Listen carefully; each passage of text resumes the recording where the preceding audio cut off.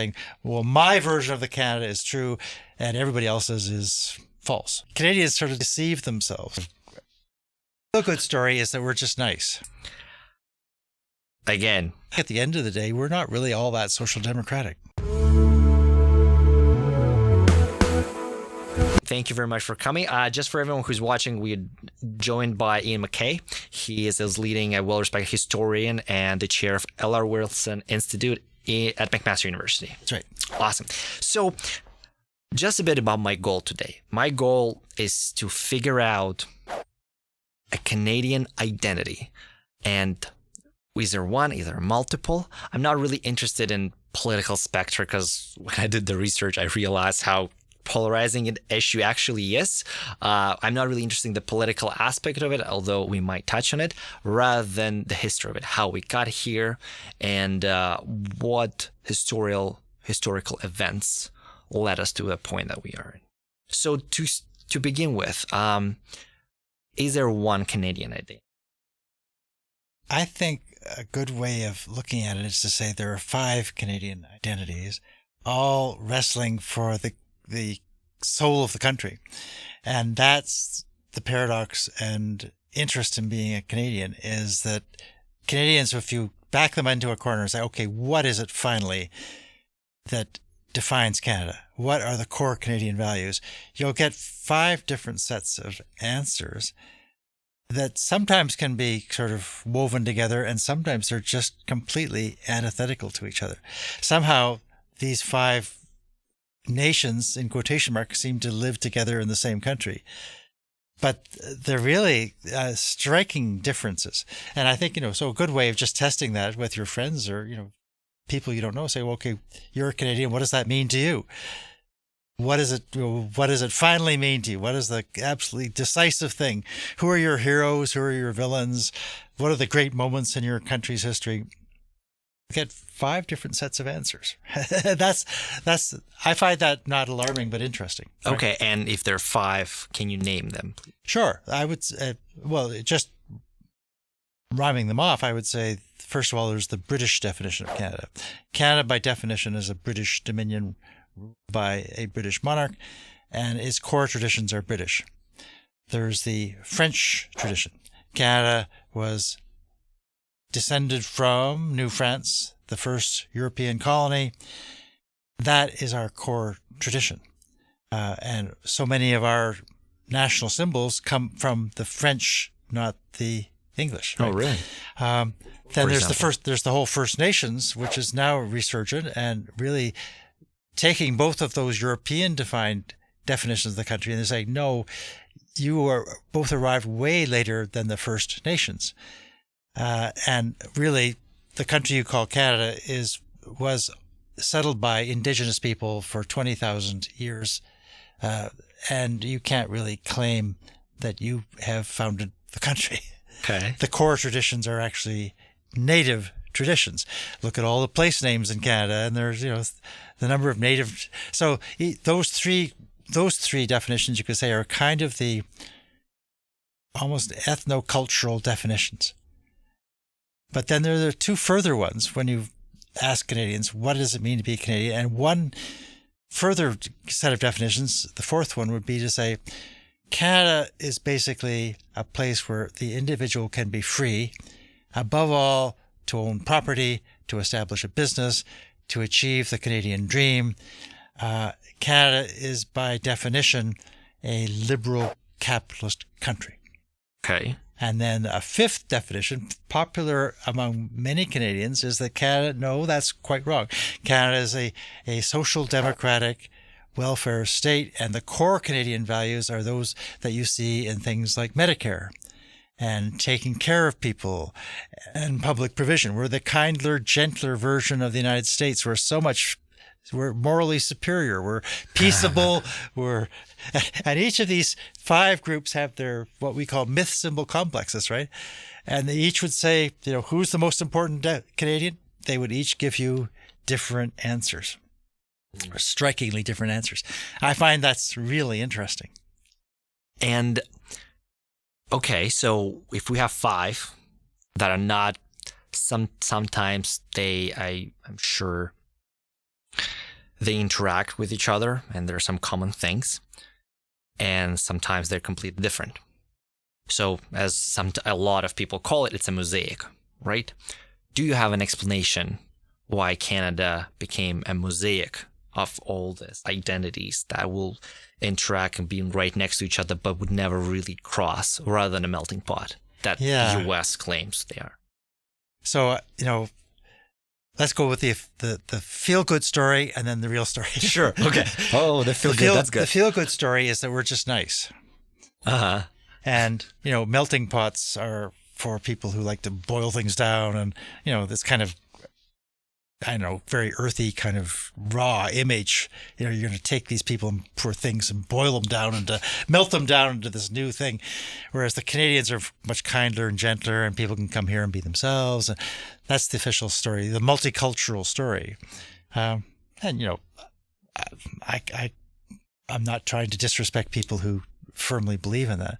But I think the real story is that Canada emerges at the borderline of two big empires, the American Empire and the British Empire, neither of which can dominate Northern North America. So they have to kind of come to a kind of arrangement where neither of them is going to claim it and annex it outright. So what are they going to do? Well, you have this kind of division of authority always in Canada between an external power and an internal power. So Canada, in a sense, is not a sovereign state. It's always shared its sovereignty with another big empire. Today, the American Empire, and down to the 1940s, the British Empire. We've never actually had that moment, that War of Independence moment, when we say, we, the people of Canada, this is our defining moment. That's why you have these 5 definitions, right? Because people sort of yearn for that clarity, that definition. Here we stand, we can do no other. We're Canadians. This is what we finally are. People really want that, but they can't get it out of Canadian history. Mm-hmm. Or they can't get it honestly. So they'll spin out these myths and symbols and complex notions that basically justify them saying, well, my version of the Canada is true and everybody else's is false. Well, hang on there. If you really want to govern the country, you've got to take these 5 ways of being Canadian very seriously, because many, many people believe in them. And if you trample all over one of them, you're going to hear about it.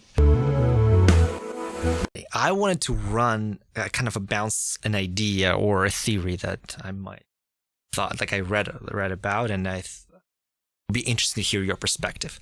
So one of the explanation to the mosaic and why it was a mosaic, because when French people and British Empire came over and we take indigenous brackets because they came in, I was like, this is our land, that's it. But then when Canada was originated, right? So there was this whole pull and push with MacDonald and Cartier, right? And the fact that they were, instead of maybe going just like the US did, a civil war and bang the door out and that's it, we are free, like we are our own nation now, they were able to negotiate with the British Empire and exit peacefully. And to do that, they had to negotiate inside of a country between French Canada and British Canada. And then Cartier, in its regard, was able to kind of promise and guarantee the French part of Canada that their language would stay the same, their culture would stay the same. And that's how, because from the very beginning, British and like the British side and the French side were not really interested in becoming one, basically. They were like, okay, this is you and this is I, let's kind of work together so we can be our own country. Do you think there's some truth in that? Or there's a lot of truth in that. And I think you've put your finger on one of the core features of the Canadian system of government. Why we are one of the most decentralized federations in the world goes back to that French-English dynamic from the 1840s to the 1860s, when the country's institutions were, consolidated. And neither side can really take over and wipe out the other. But you have to really pay attention to what both sides were after. What Cartier, for example, was after with his alliance with MacDonald. In some ways, it wasn't just that they wanted to exit the British Empire peacefully. They also wanted to make money. They wanted a railway system. They wanted to have a go-getting economy just as exciting and dynamic as Britain's. So rather than wipe each other out and indulge in sort of this war between two peoples, they said, okay, how can we agree on a minimal program? And that minimal program was like, let's build railways. Let's develop cotton manufacturing industries. Let's develop coal. Let's do all these things. And a certain number of these people can make a great deal of money. Cartier being a great example, right? As a lawyer for the railways. McDonald staking his whole political career on building the railway. So that's, if you're looking at how it really went down, it wasn't this kind of noble experiment in biculturalism. It's much more pragmatic, business-like arrangement between powerful men, very few men, coming together to make a liberal capitalist society. And that is really core to the process in the 19th century. And then the people who want to make it a social democratic country, they emerge much later, really from the 1930s on, and they're trying to contest that whole way of thinking about Canada. So it's even at that level, we don't have agreement. Fun. And lots of good historians will say, Confederation, how much some Canadians make a big deal of Confederation. They say the country was born in 1867. From the French-Canadian perspective, Confederation was attractive because it was a divorce, not a marriage. It was a divorce that allowed Quebec, the people of Quebec, the nation of the Canadiens, to develop their own freestanding autonomous institutions in Quebec, institutions that would guarantee the existence of the French language and guarantee French civil law. We have two systems of law in the country. Why is that? Well, because of this deal. And so they didn't see it as a happy marriage that was going to found a new nation. They thought they would have at least two nations, and they would agree to kind of cohabit in this federation. That's why it's the most decentralized federation, you're going to see throughout much of the world, because they insisted on it. And I think there's a really cool quote actually for that. Like I was able to find when the Confederation was born. In Ontario, in newspapers, they wrote that a new nationality was born. Or in Quebec, they wrote, we affirm our existence as a separate nationality. Don't you think that the idea of multiculturalism, so and so and so and so. Right. So just even from the get-go. Yeah. And this is us and this is you. So like as long as you don't touch our side of things, right, you can do whatever you want. And you can get a glimpse of the complexity of this by looking at that word nation. And speaking English, or you think of the United Nations, we mean countries. We mean sovereign states. But nation in French means something much more cultural, it's a much richer idea. It doesn't have to be a formal nation state. So the French Canadians have considered themselves a nation since the 18th century. They have a national assembly in Quebec City, not a provincial legislature. They see themselves as a nation and have for a very long time and will for a very long time. That's just a fact of life. Okay. Just agree. Just roll with it. And then from the rise of the First Nations, that name starts to become popular in the 1970s. It's in reaction to these people who say there are two nations in Canada. Indigenous people say, what about us? Are we chopped liver? Well, we are the First Nations, and that's where that term gets going. And in fact, that starts to be impacted in the Constitution itself. So the very Constitution of the country has changed without Canadians, by and large, really noticing, to incorporate First Nations treaties with European colonizers, and those have legal and constitutional weight these days. Despite of what people wish, why people wish that Canada was born, right, because we wanted. You said it was way more pragmatic. They want their own economy, right, the booming. How did Canada, because it started as this individualistic capitalistic society, ended up being what it is today, which is still there's still a side or a part of capitalism, however, with a very, very strong social platform. What can you name, like, I don't know, 3 events, for example, or 2 events, 1 event that actually like might change the trajectory? The Depression changes a great deal. So I would say, like, if you're looking at the underlying socio-economic impetus behind the rise of a left in Canada, you would say the Depression is really fundamental.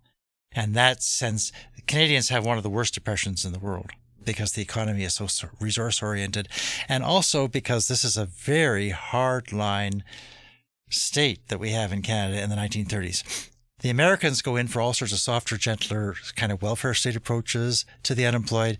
Canadians just lock them up in prison camps in the northern woods where you have these lice-ridden we treat them like criminals basically. Mm-hmm. So we're much harsher. Okay. So the response to that is like also far more emphatic. It's like, okay, we don't want to do this anymore. And you get this mass resistance to the hardships of the Depression and the election of North America's first socialist government in 1944 in Saskatchewan.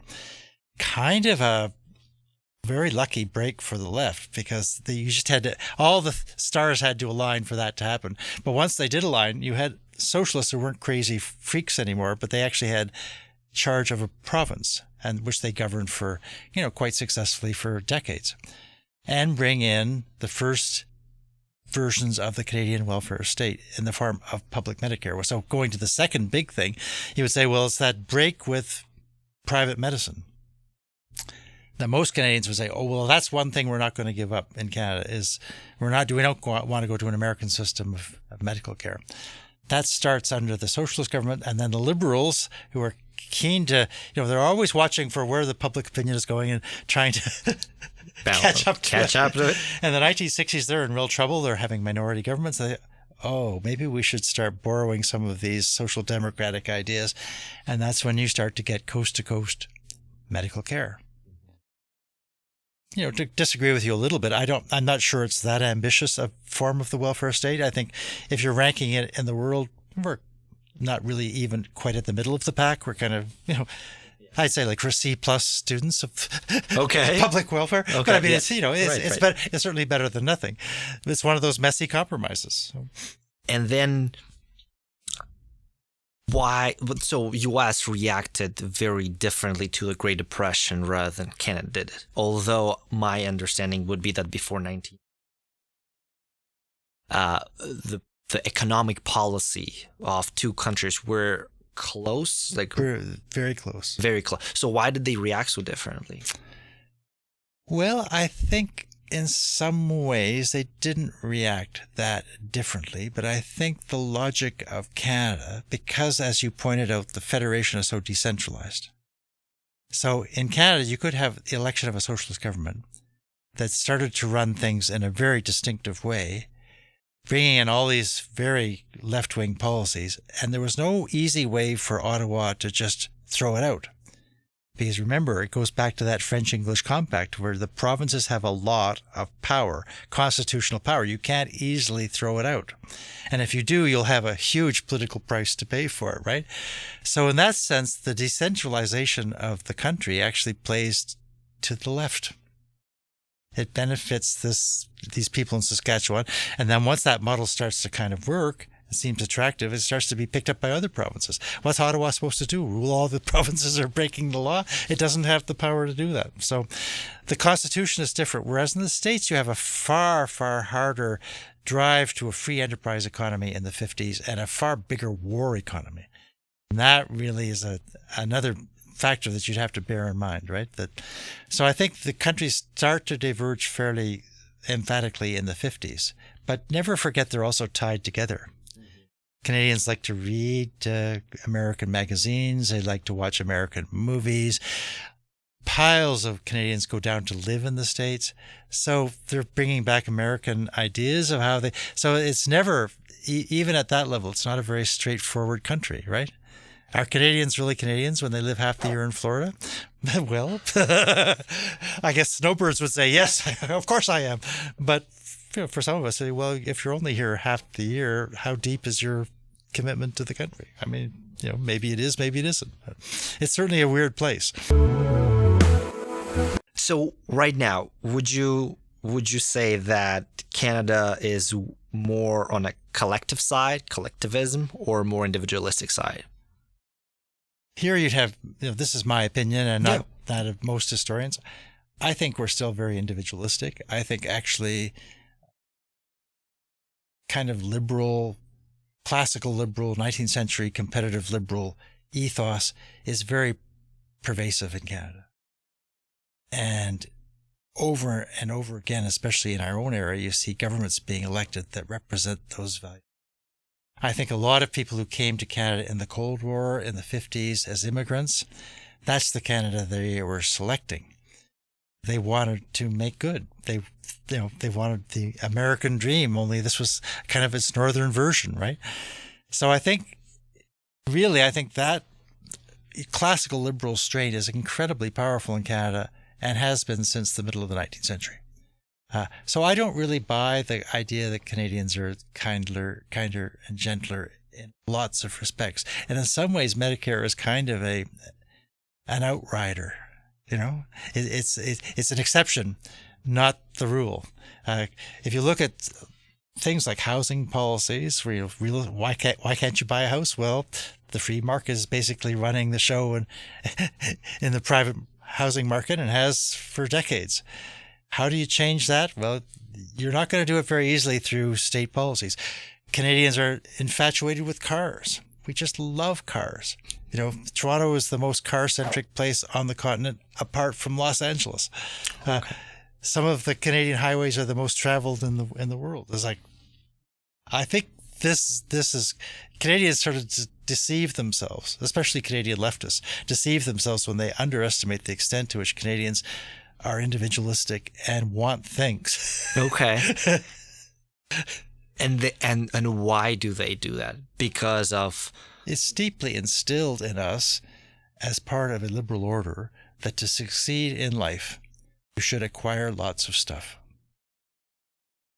You should have your own house, have lots of stuff. You should have a late model car that's better than your neighbor. Still.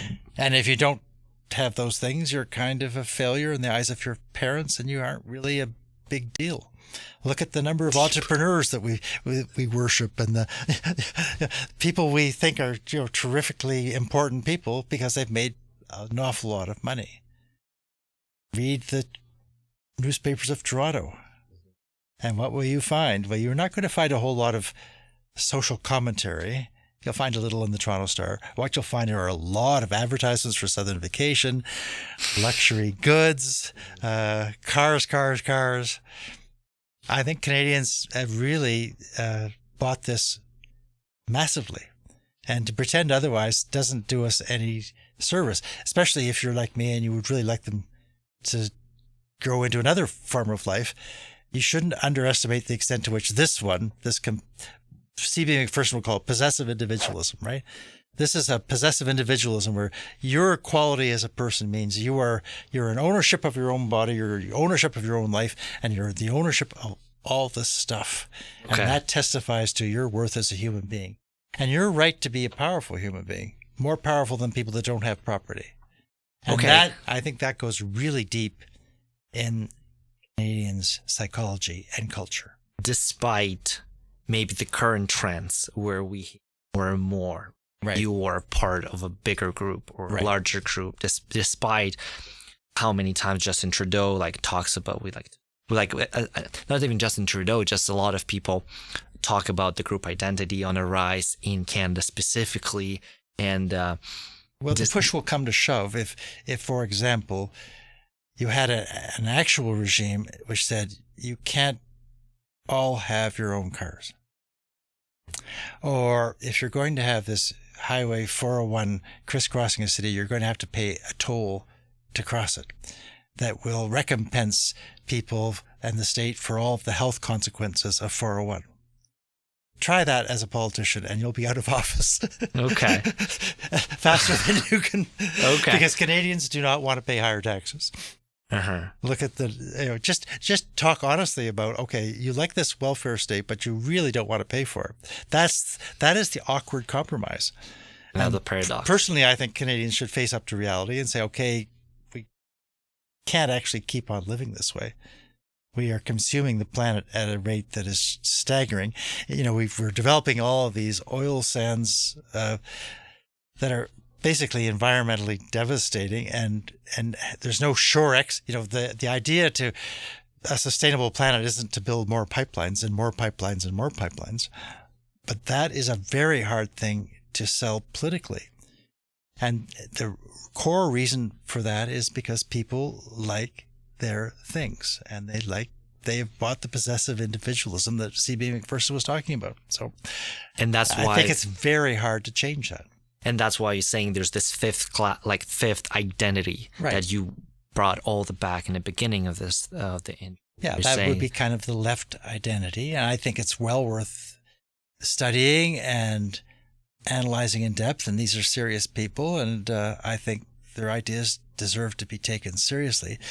But I don't think serious leftists would say we're running the show.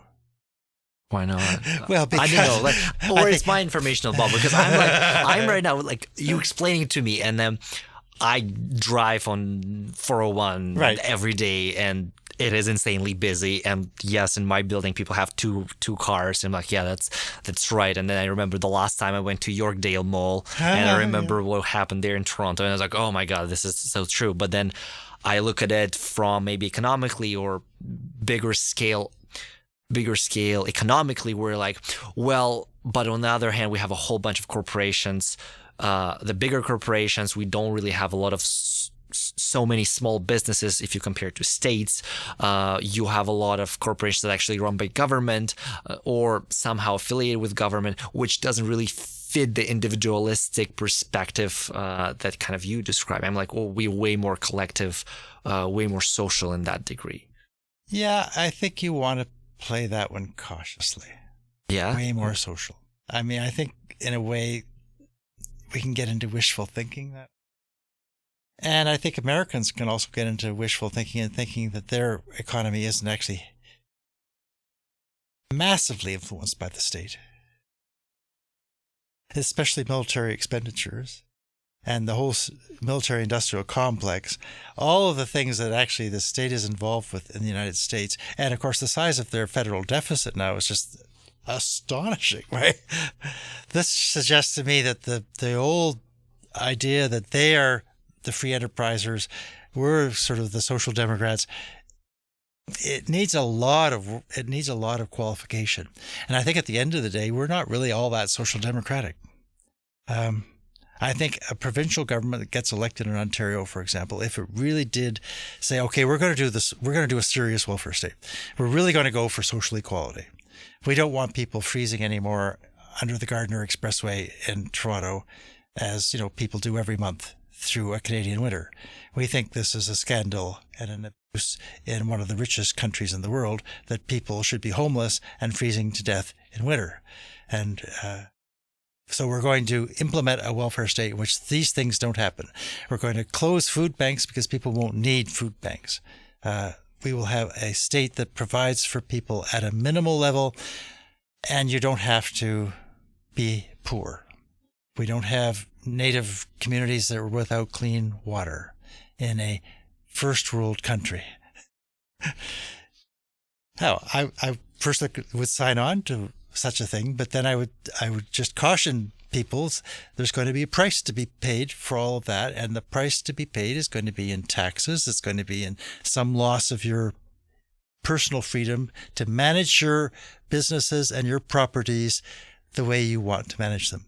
You'd have to have far closer regulation over people's lives. And there would be, I would predict, staunch resistance to such a program. That's the left's dilemma.